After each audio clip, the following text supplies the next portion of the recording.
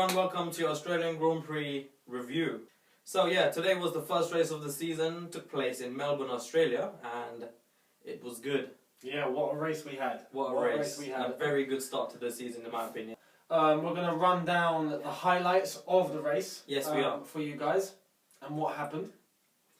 We can start with lap 1. That's where the action started, straight away. Not even lap 1. Turn 1. First turn, as usual, there's always action, isn't there? And I don't know if you did the same, but I kind of marked out to this. Had to be this specific driver to cause trouble at turn 1. Yeah. I mean, to be honest, we all knew he was capable of this. He did it a lot when he was driving back then. And he's come back to the sport to do it some more. Yeah, and of course we're talking about Kobayashi. Kobayashi. Yeah, so he crashed. Yeah. Obviously, he crashed. What was it he said? He said, yeah, okay, something about, I don't know, he was saying, I tried pressing the brakes, I made contact with him, I tried pressing the brakes. It didn't work, I didn't stop, so I pressed it harder, and I crashed. So, yeah. Yeah, that's typical Kobayashi there. Yeah.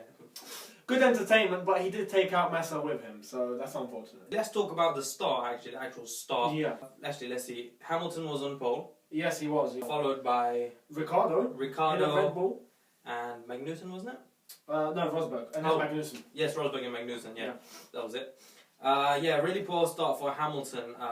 Very poor. Which, well, it does explain what happens afterwards. Yeah. But Rosberg, on the other hand, had a complete opposite. Fantastic start. He pulled right straight away, he was leading the pack immediately. Yeah, straight away. Along with Magnussen, great start as well, even though he did nearly lose control of his car. Yeah. Managed to pull it back and keep the power. Yeah. Vettel, on the other hand. Yeah, the next main driver, Vettel, he started in 16th. Oh, sorry, no, he started in 13th. And he had a really poor start as well. He moved back to 16th position. Straight away has problems with his car. But moving on from lap 1, that was what happened on lap 1. We moved to lap 3, which is the explanation of why Lewis Hamilton started so bad. The poor start was due to him. I think there was a misfiring cylinder in his engine, so he was running on 5 cylinders. 5 cylinders. He was low on power and he was forced to retire. I think there was a team radio message where they said, "Lewis, come back in. You can't race anymore." And then they told him to stay out. Yeah. Hamilton decided to stay out. He thought maybe I can try. But he eventually decided that there's not enough power. He was kept getting overtaken, so he retired. Might as well save the engine. Yeah. Because if you save the engine, you can modify and make any changes, make it better, and you keep an engine. Yeah, and do remember there's only 5 engines this season, so there's a limit. Compared to the 8 from last season. Yeah. So every engine counts. Yeah. Moving on to lap 6. At this point, Lewis Hamilton was out. Yeah. We have the next driver to retire, and this was Sebastian Vettel. The man himself. Yeah, he retired due to a lack of power in the car as well. Yeah. He said there was no power in his battery and there was an engine failure. Yeah, which obviously means no power. Engine practically was about to stop. So that was the start of a bad day for Red Bull already. Yeah. The current reigning world champion Vettel is out. Lap 6. Yeah, which was expected, to be honest. We were expecting issues with Red Bull. Yeah. But we were expecting both drivers to have issues, not just one. Yeah. Actually, to be honest with you, I was pretty shocked when Ricardo qualified second actually. Yeah. And Vettel qualified 13th, but that was a different story altogether. Yeah. So yeah, let's move on to lap 8. Yeah, at this point, Bottas in the Williams. Was flying. He was doing really well. He passed Raikkonen, didn't he? He did. He started 15th on the grid, and by lap 8 he was already fighting for 6th. Yeah, he overtook Kimi Raikkonen for 6th position. Yeah, which is, to be honest, is amazing. This season seems to be shaping up to be a good one, I think. Yeah, with the low class teams compared to the big boys. Yeah, somehow catching up and passing them like no issues at all. Yeah.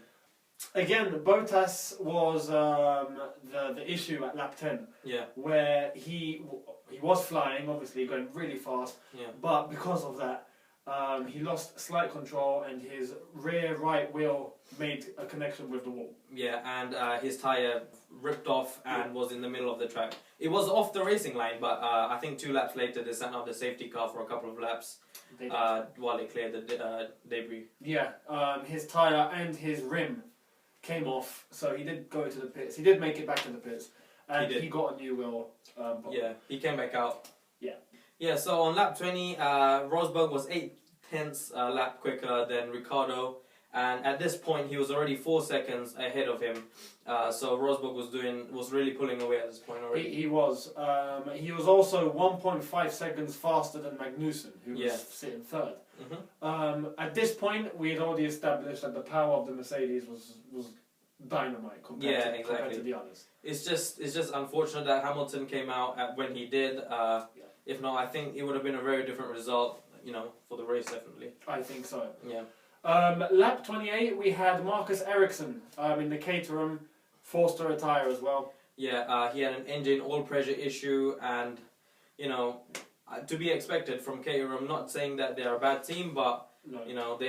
every team will have issues, and it's the first race of the season with new regulations. To be expected. Yeah, exactly. You don't expect the teams from the back to really be able to finish on like the first or 2 races or so. Yeah.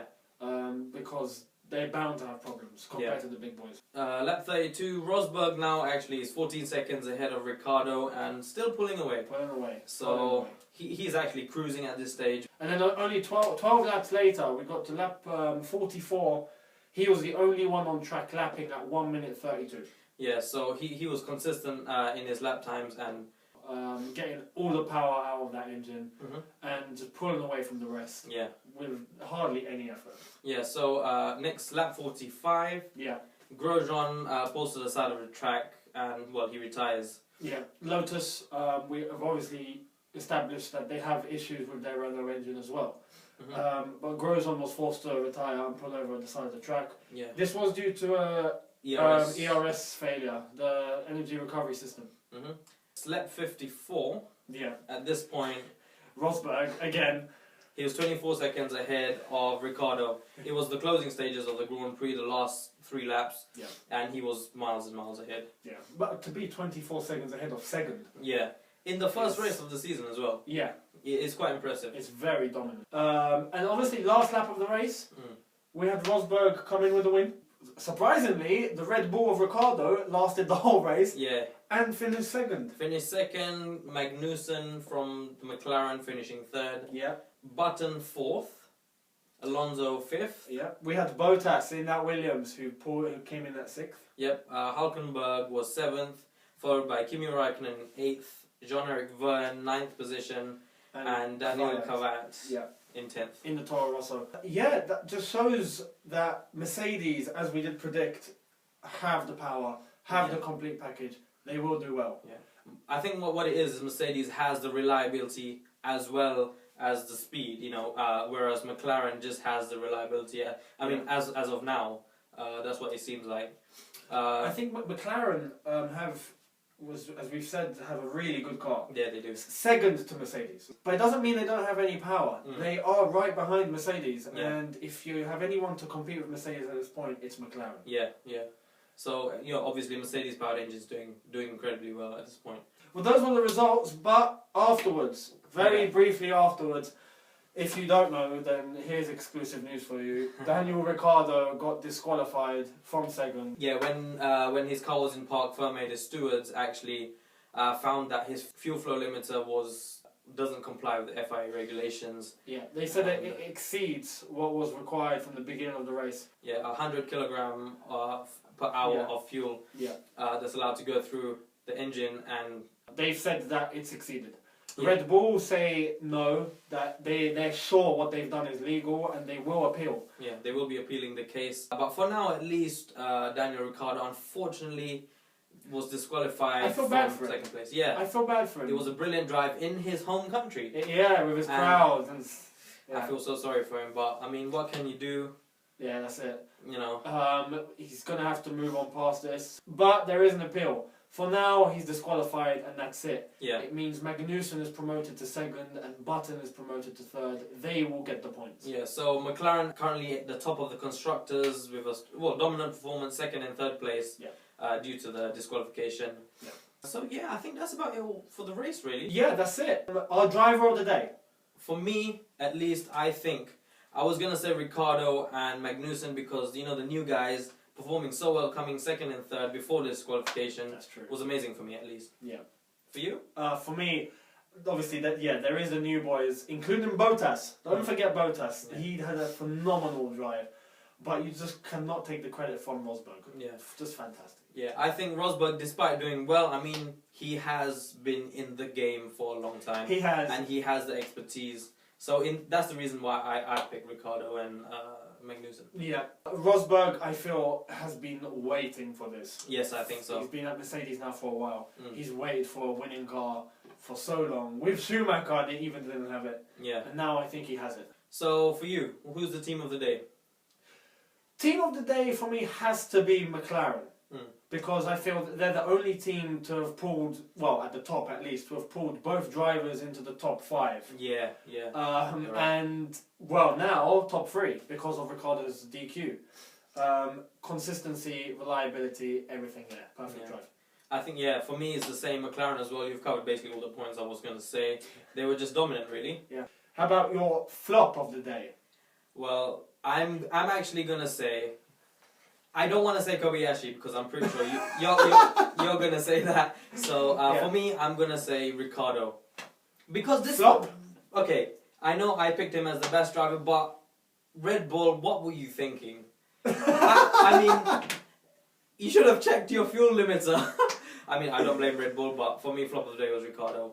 Despite being the best driver. I know I'm contradicting myself, but that was I understand where you're coming from, as in, even though his drive personally was fantastic, yeah. just him being in that Red Bull Yeah. makes that car flop of the day. Yeah.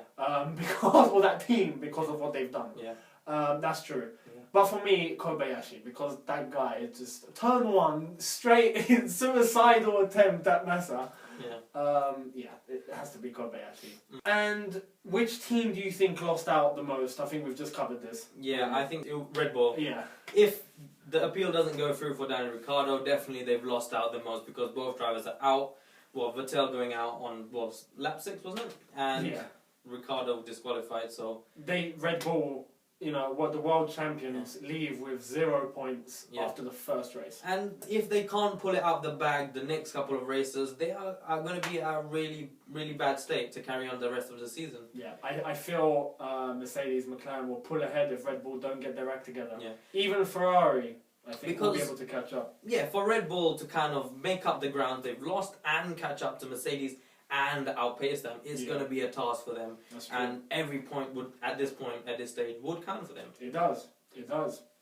We just have to see how the next few races go. Mm. What are your thoughts on the race itself? Yeah, actually, let's start off with, the negative points for the races. The engine sounds today. While I was watching F1, I think, the engine sounds are something really different to last season. I have to get used to them, definitely, because, you're so used to the really loud, engine V8s. That's true, you are. We all tend to hear the engines roar. Yeah. And today, or as for this season, they're also quiet. You hear the turbo more than you do the engine. It's true, yeah.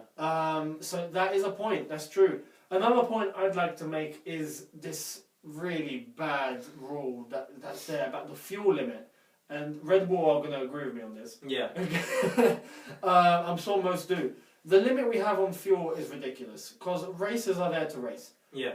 Limiting fuel just means that they're going to have to be careful and reduce power, reduce speed, just to save fuel. Yeah. That shouldn't be the case in F1. Yeah, We're here to see racing. You see they're making so much effort to help drivers and assist them in overtaking, but you give them a fuel limit, and it just brings everything back. It because does. People have to, the drivers have to conserve their fuel now, and where's you're just ruining the race. Exactly. In my opinion, if 2015 season, get rid of the fuel limit. As far as I'm concerned, fuel limit, no more. No, they should increase the fuel limiter at least, more fuel on board.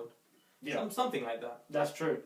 Well, as for some positives that we have, the new boys. The new boys are doing fantastic. They're outshining the old boys completely. Yeah, Ricciardo, Magnussen, Bottas, 3 main guys, really. Yeah. The new guys, they've outdone Kimi Raikkonen, obviously not Rosberg, but they have proved their skill really well. Alonso even. Just Ricciardo and Magnussen alone got ahead of Button, Alonso. To be honest, I was quite shocked today. I'm almost certain I didn't see Button being shown while he was driving. Yeah, Well, I didn't see him. I didn't see his car, so I hope this isn't a bad time for Button. Like I was saying in the last video, I think this is really Magnussen's chance to show how he can do, and I think he's done really well. First race, he's done a phenomenal job. Yeah. So we'll see what happens there. Mm. And this year there does seem to be a more competitive edge, as we've just discussed. They're the new boys, and they're mixing it up with the old boys here. They're really, really matching their levels.